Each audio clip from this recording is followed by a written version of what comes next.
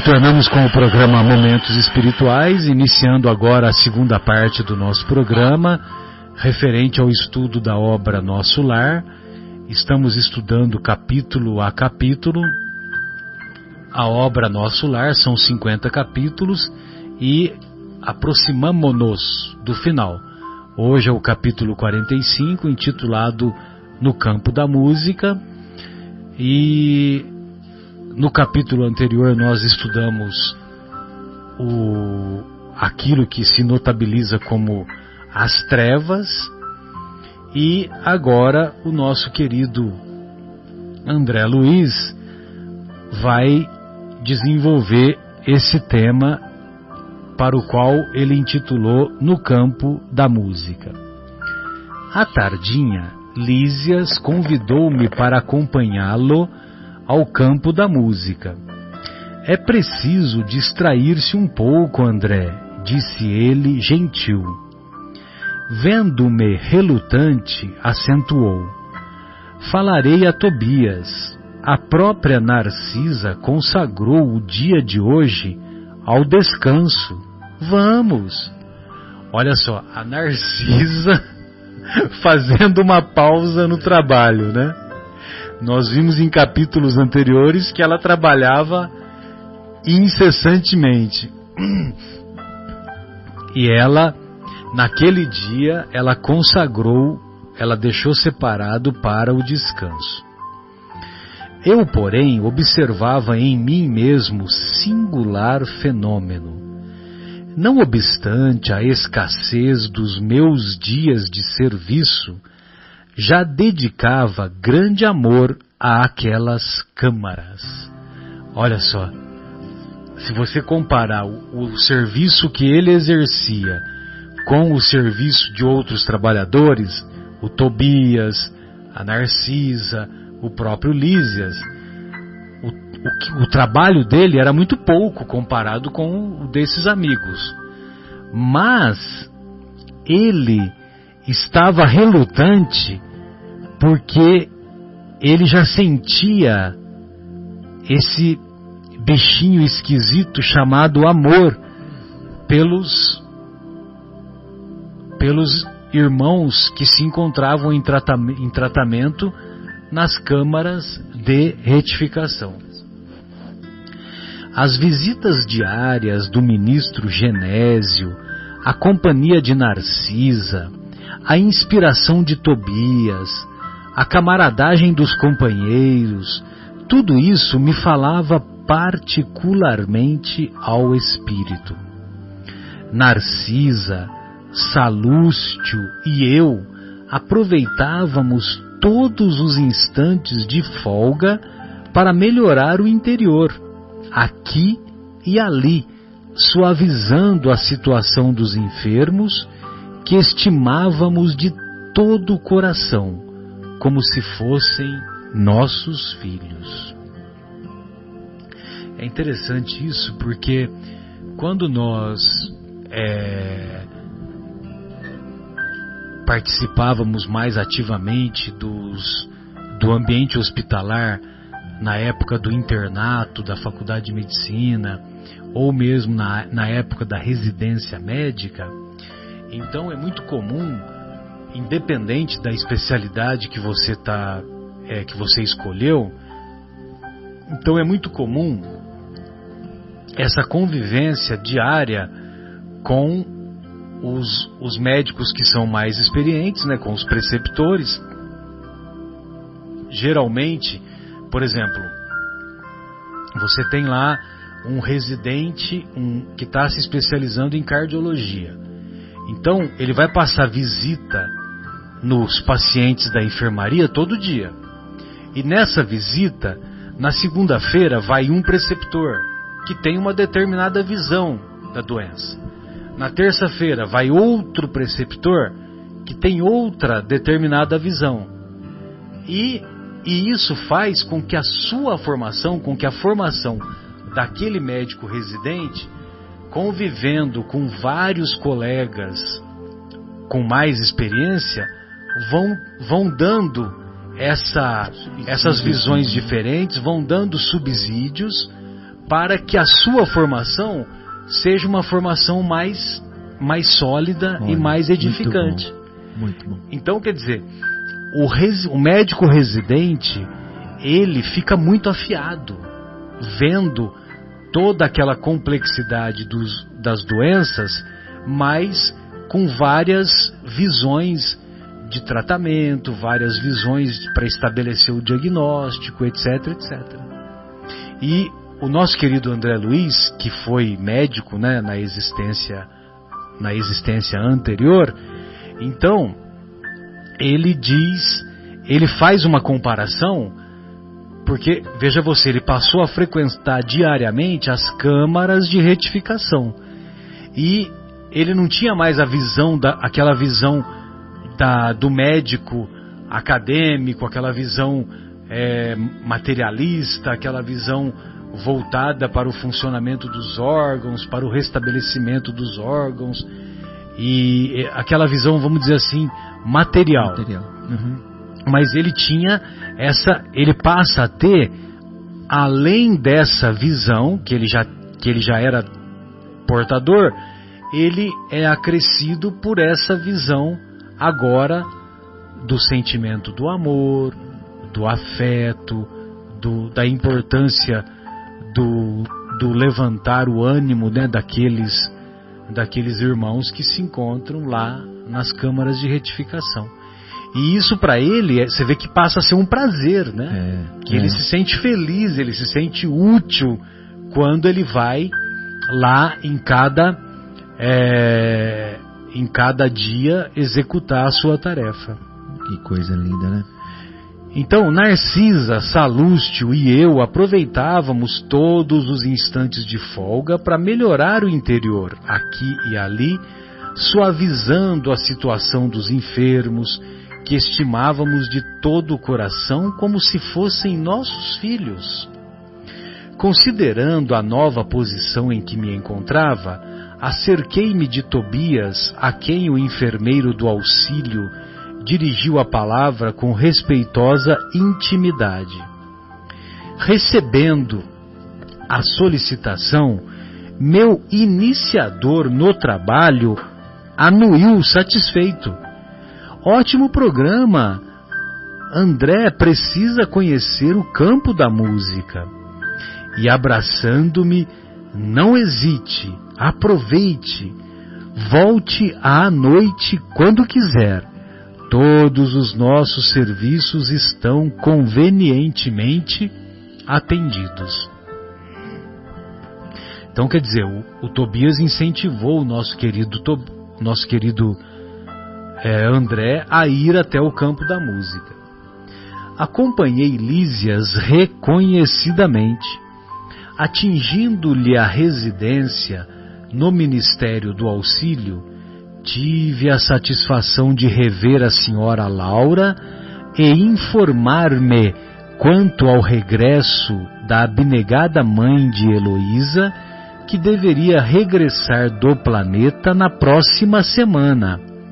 A casa estava repleta de contentamento. Olha só, né? Os familiares da dona Laura, que estavam aguardando a mãe da Heloísa estava pronta, estava próxima de desencarnar. E no mundo espiritual o pessoal estava naquele alvoroço, né? Como se fosse nascer um bebê. Exatamente. Uma vinda de alguém. Exatamente. Olha que bacana, né? Então, por isso que eu gosto sempre de fazer essa figura, né? Quando morre alguém que a gente tem uma proximidade maior, né? Mesmo que não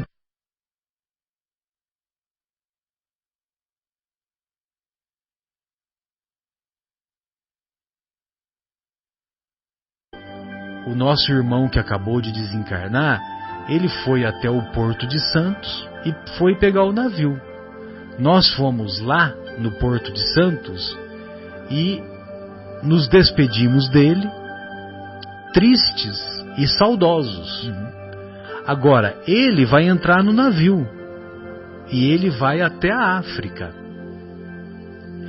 Lá na África, quando o navio chegar lá na África, tem um monte de gente que vai estar esperando o nosso querido irmão que acabou de desencarnar.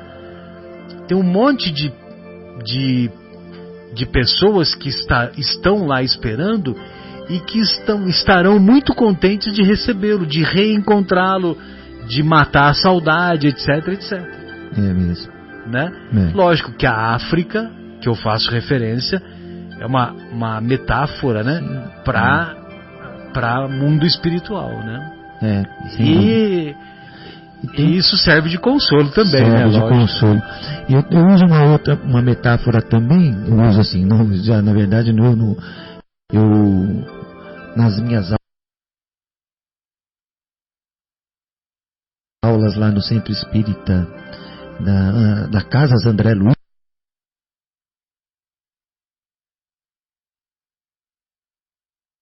lá em São Paulo, estão cumprindo a pena antes da gente. Então eles cumpriram a pena, eles têm que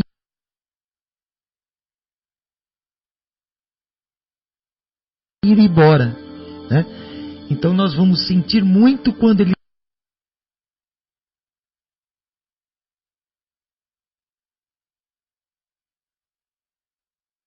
está saindo da cela, está indo para a vida livre, né? Se libertou e aí uma bela figura também. Usá-la-ei.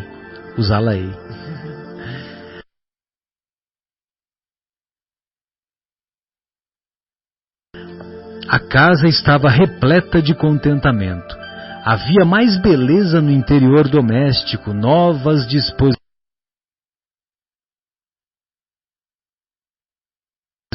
no jardim.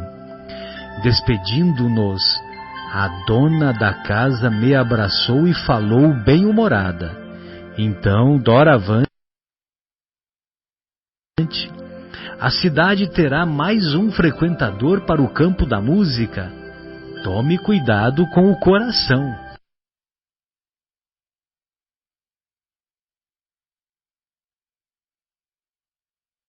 Olha só, ela já vai preparando meu alimento na terra. Em meio da geral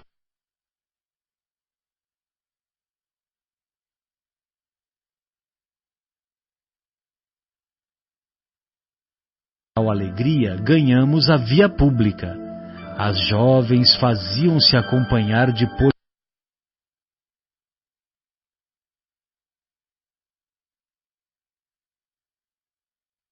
Polidoro e Estácio,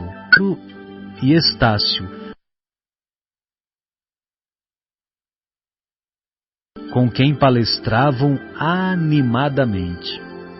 Lísias a meu lado, logo que deixamos o aeróbus numa das praças do Ministério da Elevação, disse carinhoso: finalmente vai você conhecer minha noiva, a quem tenho falado muitas vezes a meu respeito. É curioso, observei intrigado, encontrarmos noivados também por aqui. Como não? Vive o amor sublime no corpo mortal ou na alma eterna? Exatamente. O amor vive no corpo ou na alma eterna? Lá no círculo terrestre, meu caro, o amor é uma espécie de ouro abafado nas pedras brutas. Tanto o misturam os homens com as necessidades, os desejos e estados inferiores, que raramente se diferenciará a ganga do precioso metal. A observação era lógica. Reconhecendo o efeito benéfico da explicação, prosseguiu: o noivado é muito mais belo na espiritualidade. Não existem véus de ilusão a obscurecer-nos o olhar. Somos o que somos. Lacínia e eu já fracassamos muitas vezes nas experiências materiais. devo confessar que quase todos os desastres do pretérito tiveram origem na minha imprevidência e absoluta falta de autodomínio. A liberdade que as leis sociais do planeta conferem ao sexo masculino ainda não foi devidamente compreendida por nós outros. Raramente algum de nós a utiliza no mundo em serviço de espiritualização. A miúde, frequentemente, convertemo-la em resvaladouro para a animalidade. As mulheres, ao contrário, têm tido até agora a seu favor as disciplinas mais rigorosas. Na existência passageira sofrem-nos a tirania e suportam o peso das nossas imposições. Aqui, porém, verificamos o reajustamento dos valores. Só é verdadeiramente livre quem aprende a obedecer. Parece contraditório, parece paradoxo e, todavia, é a expressão da verdade. Olha só quantos ensinamentos nesse parágrafo, né? Muitos. E esse último, só é verdadeiramente livre quem aprende a obedecer. Isso é motivo de muitas reflexões, né? Sim. Olha só é verdadeiramente livre quem aprende a obedecer. Então, se você aprende a obedecer às leis de Deus, cumprir as leis de Deus que estão lá na sua consciência, aí sim você é uma pessoa livre. E aqui a gente fala até um pouco antes, né? Na existência passageira sofrem-nos a tirania e suportam o peso das nossas imposições. As mulheres. As mulheres, né? Isso é que ele fala exatamente. Na existência passageira aqui na Terra. Aqui, porém, verificamos o reajustamento dos valores. Só é verdadeiramente livre quem aprende a obedecer. E ele reconhece que ele reconhece um pouquinho antes, né, Guilherme, Marcos, amigos, dizendo que devo confessar que quase todos os desastres do pretérito tiveram origem na minha imprevidência e absoluta falta de autodomínio. Então, obedecer não é só as leis de Deus, né? É obedecer a própria consciência, que geralmente a gente sabe direitinho que está errando, né? Exatamente. Onde está escrita a lei de Deus? Consciência do homem. Ele diz que os véus da ilusão, obscurecer o olhar, né, não existe mais, né? Então ele fala dele, da Lacínia, né? Já fracassaram aqui na Terra muitas vezes no próprio amor deles, porque falharam, né? Era uma visão muito São restrita. tantas ilusões. As ilusões. Falharam por consequência própria. Contudo, indaguei, tem você em mira novos planos para os círculos carnais? Nem podia ser de outro modo, explicou ele pressuroso. Necessito enriquecer o patrimônio das experiências e, além disso, minhas dívidas para com o planeta são ainda enormes. Lacínia e eu fundaremos aqui, dentro em breve, nossa casinha de felicidade, crendo que voltaremos à Terra precisamente daqui a uns 30 anos. Olha só. Então nós ficamos casados lá uns 30 anos e depois tem mais 30, 40, 50 aqui, né? Interessante, né? E é interessante. E é vamos dizer assim, até um treino que se faz, né, Marcos, Guilherme, porque já fica mais fácil, né? Você já conviveu lá na pátria espiritual. Então esse convívio... A simpatia aqui, ela acontece, né? Acontece, de se aproximarem os espíritos que estão simpáticos lá em cima. Exato, facilita isso, facilita, né? Facilita o encontro. Né? Havíamos alcançado as cercanias do campo da música. Luzes de indescritível beleza banhavam o extenso parque, onde se ostentavam encantamentos de verdadeiro conto de fadas. Fontes luminosas traçavam quadros surpreendentes. Um espetáculo absolutamente novo para mim. Olha só que coisa, que lugar maravilhoso que deve ser. Ele faz ele descreve os locais tão bem, né? Impressionante, né? Você consegue enxergar sempre. Exato. Antes que pudesse manifestar minha profunda admiração, Lísias recomendou bem-humorado: Lacínia sempre se faz acompanhar de 2 irmãs, às quais espero faça você as honras de cavalheiro. Ou seja, ele ia ficar com a Lacínia, né? E então ele, André Luiz, ia fazer companhia para as 2 irmãs. Mas Lísias, respondi reticencioso: considerando minha antiga posição conjugal, você deve compreender que estou ligado a Zélia. O enfermeiro amigo, nesse instante, riu a valer, acrescentando: era o que faltava. Ninguém quer ferir seus sentimentos de fidelidade. Não creio, no entanto, que a união esponsalícia deva trazer o esquecimento da vida social. Não sabe mais ser o irmão de alguém, André? Ele estava achando que o Lísias queria o quê, Guilherme? Ser o Cupido. O Lísias queria ser o Cupido, né? Apresentando as 2 irmãs da Lacínia. E na verdade era para fazer companhia, né? Sim. Companhia de amizade, companhia de irmão, de família.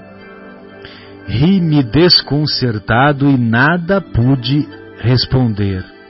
Nesse momento atingimos a faixa de entrada, onde Lísias pagou gentilmente o ingresso.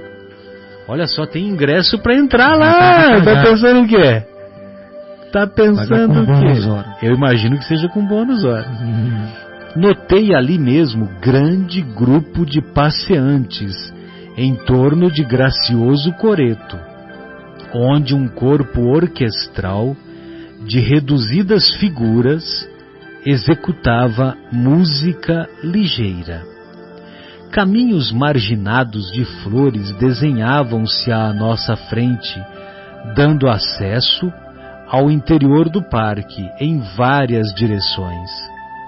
Observando minha admiração pelas canções que se ouviam, o companheiro explicou: nas extremidades do campo temos certas manifestações que atendem ao gosto pessoal de cada grupo dos que ainda não podem entender a arte sublime. Mas no centro temos a música universal e divina, a arte santificada por excelência.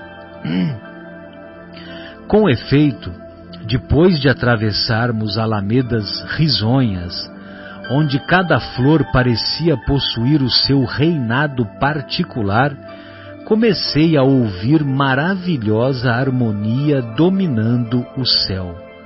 Na terra, há pequenos grupos para o culto da música fina e multidões para a música regional. Ali, contudo, verificava-se o contrário. O centro do campo estava repleto. Eu havia presenciado numerosas agregações de gente na colônia, extasiara-me ante a reunião que o nosso ministério consagrara ao governador. Mas o que via agora excedia, ultrapassava a tudo que me deslumbrara até então. A nata de nosso lar apresentava-se em magnífica forma. Que sensacional que deve ser, hein? Nós que tivemos uma pálida ideia do que foi o Rock in Rio, lembra lá o Rock in Rio de 1985? 85 foi a primeira edição. Então, quer dizer, tem pessoas que falam com encantamento até hoje, né? Passados 34 anos, e falam com aquele encantamento como se vivenciasse aquele momento, né?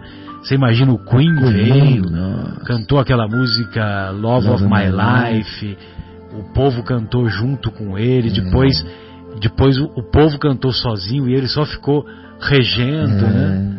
O Fred Mercury, né? Marcante. Foi muito emocionante. Olha, eu tava lá. Você tava lá, Gui? Tava. Sério? Tinha um médico amigo do meu pai que me convidou. Eu tinha 15 anos e fui. Legal. Mas, muito lindo. Mas vou te falar que tava mais pra Umbral do que pra nosso lar, porque era um enlamaçado. A gente pisava naquilo ali, o tênis... que choveu, né? Você puxava, o tênis ficava, saiu o pé só com a meia. Era complicado ali. Posso fazer, já que a gente parou um pouquinho, vou fazer um parênteses aqui. Tem uma pessoa ouvindo a gente, o Jaime, amigo do Rossandro, aquele cliente meu que eu comentei e tal, ele acabou de estar ouvindo aqui a gente. Que bacana. Primeiro ele falou assim, olha, o bônus horas eu chamo de bitcoins espirituais. Ele falou o termo que legal, e ele falou que quer participar com a gente. Então, Jaime, você está ouvindo aí, você está convidado para vir até Vinhedo qualquer sexta dessas e participar aqui conosco, tá? Que honra, Jaime, um grande abraço, um abraço carinhoso. Fica aí o convite, mas vamos lá. Não era luxo. Então, mas quando eu só fiz uma péssima comparação, né, Guilherme? Porque, por exemplo, para as pessoas que estiveram lá no Rock in Rio, as pessoas que vivenciaram aquele momento, elas também se extasiaram. Sim. Mas é um êxtase para os nossos olhos materiais, para os nossos olhos mortais, para os nossos sentimentos, né? Uhum. E o que o André está descrevendo é uma coisa que está muito acima, né, dos nossos sentidos, muito, muito acima dos nossos sentimentos, né? Eu só quis fazer essa analogia mal comparando, né? Não, perfeito. Não foi tudo também acabar com a sua comparação, não é boa. É que eu lembrei dessa passagem que... Não, mas eu me lembro também, né, que muito, tava aquele lamaçal, né? Mas olha, independente disso, realmente as pessoas estavam extasiadas, porque era uma coisa assim, todo mundo hipnotizado, especialmente na hora do Queen, era uma coisa que você não via ninguém olhando para outro lugar que não o palco. O Queen foi impressionante. Telões, O Queen foi impressionante, mas vieram outros caras que foram muito legais, né? O James Taylor, Al Jarreau, quem teve outros lá, aquele pessoal mais do rock pesado também veio, né? Teve um monte de banda. Olha, teve aquele B-52s, que era uma banda de New Wave. New Wave, né? Tinha muitos cantores nacionais também. O próprio Erasmo Carlos. O próprio Cazuza, exatamente. Gente, foi muito legal. E o Rock in Rio até gozado, né? Porque até hoje tem, né? Até hoje tem. E eu acho engraçado, porque outro dia o pessoal até tirou sarro de mim por falta de conhecimento. Eu não me lembro quem que brincou comigo, porque eu falei, tem o Rock in Rio em Lisboa, tem o Rock in Rio em outros lugares, né? Você pode me ajudar, né, Guilherme? Em outros lugares, que acabou virando uma marca, né? Agora eu não me lembro qual outro local que teve, mas não ficou restrito só à cidade do Rio. Sim. Nosso Guilherme vai fazer uma pesquisa rápida. Quando você achar, você me interrompe sem problema. A nata de nosso lar apresentava-se em magnífica forma. Não era luxo, nem excesso de qualquer natureza, o que proporcionava tanto brilho ao quadro maravilhoso. Era a expressão natural de tudo, a simplicidade confundida com a beleza, a arte pura e a vida sem artifícios. O elemento feminino aparecia na paisagem, revelando extremo apuro de gosto individual, sem desperdício de adornos e sem trair a simplicidade divina. Você vê que interessante, sem os adornos e sem trair a simplicidade ao mesmo tempo, sem desperdício de adornos. Não é aquela coisa rebuscada, né, cheio de enfeite, e ao mesmo tempo, então quer dizer, tinha alguns enfeites, mas mantendo a simplicidade. Achou aí, Gui? Portugal, Espanha, Argentina. Portugal, Espanha, Argentina e o próprio Rio, né? São Paulo deve ter tido também, né? Rock in Rio em São Paulo. Não lembra? Não entrou aí, né? Na pesquisa é só Argentina, Espanha, Portugal. Las Vegas, em 2015. Teve Las Vegas, é isso mesmo. Muito bom. Então vamos lá. Grandes árvores diferentes das que se conhecem na terra guarnecem belos recintos iluminados e acolhedores. Não somente os pares afetuosos demoravam nas estradas floridas. Desculpe. Grupos de senhoras e cavalheiros entretinham-se em animada conversação valiosa e construtiva. Não obstante sentir-me sinceramente humilhado pela minha insignificância ante aquela aglomeração seletíssima, experimentava a mensagem silenciosa de simpatia no olhar de quantos me defrontavam. Olha só que ambiente, né? Ele se considerava, né, uma pessoa insignificante, mas mesmo assim as pessoas que cruzavam com o olhar dele cruzavam com expressões de simpatia. Ouvia frases soltas relativamente aos círculos carnais e, contudo, em nenhuma palestra notei o mais ligeiro laivo de malícia ou de acusação aos homens. Quem conviveu com o Chico se lembra, né, que as pessoas que conviviam com ele em nenhum momento tinha comentários de fofoca, maledicentes, comentários negativos de qualquer natureza. Exatamente. Nenhum momento. Nenhum momento. Às vezes ele até contava piada, inclusive piada de Nosso Senhor Jesus Cristo. Mas, assim, sempre mantendo aquele ambiente sereno, aquele ambiente de espiritualidade.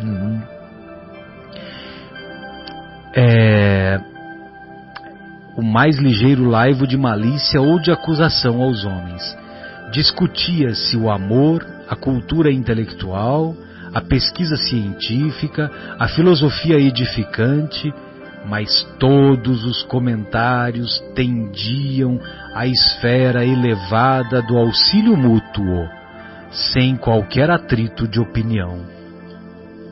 Observei que, ali, o mais sábio restringia as vibrações de seu poder intelectual, ao passo que os menos instruídos elevavam quanto possível a capacidade de compreensão para absorver as dádivas do conhecimento superior. Em palestras numerosas, recolhia referências a Jesus e ao Evangelho, e, no entanto, o que mais me impressionava era a nota de alegria reinante em todas as conversações. Ninguém recordava o mestre com as vibrações negativas da tristeza inútil ou do injustificável desalento. Jesus era lembrado por todos como supremo orientador das organizações terrenas, visíveis e invisíveis, cheio de compreensão e bondade, mas também consciente da energia e da vigilância necessárias à preservação da ordem e da justiça. Então, olha só, cheio de compreensão e bondade, mas também consciente da energia e da vigilância necessárias à preservação da ordem e da justiça. Aquela sociedade otimista encantava-me. Diante dos olhos, tinha concretizadas as esperanças de grande número dos pensadores verdadeiramente nobres na terra. Grandemente maravilhado com a música sublime, ouvi Lísias dizer: nossos orientadores em harmonia absorvem raios de inspiração nos planos mais altos, e os grandes compositores terrestres são, por vezes, trazidos às esferas como a nossa, onde recebem algumas expressões melódicas, transmitindo-as, por sua vez, aos ouvidos humanos, adornando os temas recebidos com o gênio que possuem. O universo, André, está cheio de beleza e sublimidade. O facho resplendente e eterno da vida procede originariamente de Deus. O enfermeiro do auxílio, todavia, não pôde continuar. Fôramos defrontados por gracioso grupo. Lacínia e as irmãs haviam chegado, e era preciso atender aos imperativos da confraternização. Parece que você está pisando no paraíso, né? Não é pisando na lama, no paraíso. Poxa vida, que coisa sensacional, né? Os orientadores em harmonia absorvem raios de inspiração nos planos mais altos, e os grandes compositores terrestres são, por vezes, trazidos à esfera como a nossa, onde recebem algumas expressões melódicas, seja inspiração, né? Me lembro eu já li uma frase atribuída ao próprio Amadeus, né? Que é o Mozart. Wolfgang Amadeu Mozart. Isso, Mozart, que muito precoce já compunha, né? E ele dizia, você talvez encontre aí, que não eram dele, porque ele escrevia. Muitos compositores escrevem, fazem um rascunho, depois vai passando a limpo, vai ajustando. E Mozart não, ele escrevia a primeira linha, como eles chamam. Então ele pegava a partitura e ia escrevendo, e aquilo era a obra dele, ele não passava limpo. E como é que ele explicava isso? Porque ele era um dos poucos, ou era o único que fazia isso. Ele falava que ele ouvia a música, era trazida para ele, e ele tinha que escrever rápido, saía aquele garrancho que só ele entendia aquilo. E era belíssimo, e ele falava assim, muito que ele ouvia se perdia, porque ele não conseguia anotar tudo. Olha, uma obra belíssima, mas que ele falava que era tão lindo que ele ouvia, mas ele não conseguia escrever, como não havia tempo, que ele esquecia também, a coisa vinha, então ele ia o mais rápido que ele podia, ele ia escrevendo, mas ele falava que muita coisa linda acabava passando batido, porque ele não conseguia. E o Beethoven também, né? Tem isso, né? O Beethoven, você imagina, aquela tal da Nona Sinfonia, ele compôs quando ele era surdo. Entendeu? Quando ele já estava destituído da audição. É um prodígio. E sem contar aquela manifestação do nosso querido Almir Sater, quando ele faz aquela referência à obra Tocando em Frente, que ele mesmo reconhece que foi psicografada, né? É impossível em alguns minutos ele ter... Saiu uma composição, um texto como aquele, e que depois... E também o Renato Teixeira, que fez a composição, a melodia, nossa, né? A melodia, Foi do Renato. E a letra do Almir Sater, né? E ele conta a história que tinha um violãozinho lá, faltando uma corda, que era do filho do Renato. E eles pegaram aquilo e foram dedilhando e saiu. Que coisa, né? Interessante, né? E a luz que acompanhou a Bossa Nova também depois acompanhou o pessoal lá da Tropicália, lá do Caetano, e depois do Chico Buarque, do nosso querido Gil, né? E só que curiosamente isso vai até o início dos anos 90, né? Em relação aos nossos irmãos aí, o Chico Buarque, o Caetano, o Gil. Então essa inspiração chega até o início dos anos 90. Eles tiveram dos anos 90 para cá, aí aquela luz, aquela inspiração, vamos dizer que tem faltado. Sim, é verdade. As melhores obras, o melhor período dos três foi realmente na década de 70. Na década de 70, início da década de 80. São composições belíssimas. O Chico Buarque faz aquela composição construção utilizando de palavra proparoxítona em cada final, né? De verso, impressionante. Incrível, né? Parou na contramão, atrapalhando o tráfego. Quer dizer, morreu na contramão. Muito bom. Guilherme, gostaria de fazer algum comentário? Você fez uma referência antes de nós começarmos sobre um livro, né? Sobre um livro, eu gostaria até de citar, deixa eu ver se eu encontro ele aqui. Um livro de uma musicoterapeuta, né? Que a música nos remete esse livro àqueles momentos mais tocantes. O livro chama-se Inteligência Musical Essencial, né? E na própria capa do livro coloca assim: a música como caminho para a cura, a criatividade e a plenitude radiante. Foi escrito pela Louise Montello, com 2 L's. Montello, que é da editora Cultrix.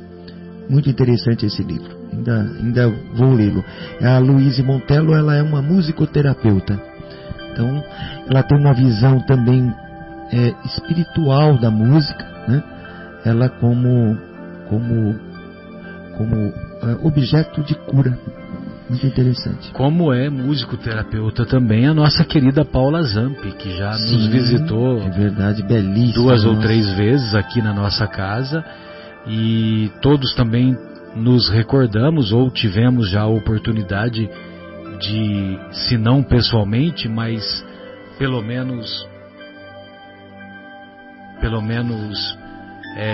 através de TV ou de vídeos, enfim, de acompanhar as visitas das pessoas que cantam nos hospitais, para os doentes, para as crianças em tratamento com câncer, que a todos emociona. A todos emociona. Eu vi um vídeo que era emocionante, um senhor carregando uma caixa, viu? Uma caixa acústica, mas era aquelas tipo até bacana, aquelas que até a prova d'água e tal. E ele ia pelo corredor do hospital e entrava nos quartos cantando aquela música: Deus está aqui neste momento. Eu me lembro, você mandou para nós, sensacional. Sensacional. Então ele ia entrando nos quartos, as pessoas já iam se emocionando. A pessoa na cama já começava a chorar. Mudava, as né? pessoas A vibração que estavam visitando aquela pessoa no quarto também se emocionava, e ele ia cantando: sua presença é real. Ele ia cantando pelos corredores, entrava em um quarto, saía, ia no outro. Noite Traiçoeira. Noite Traiçoeira. Linda a música, né? E isso, isso deve trazer para aquele que está enfermo a esperança, né? A vontade de viver, sabe?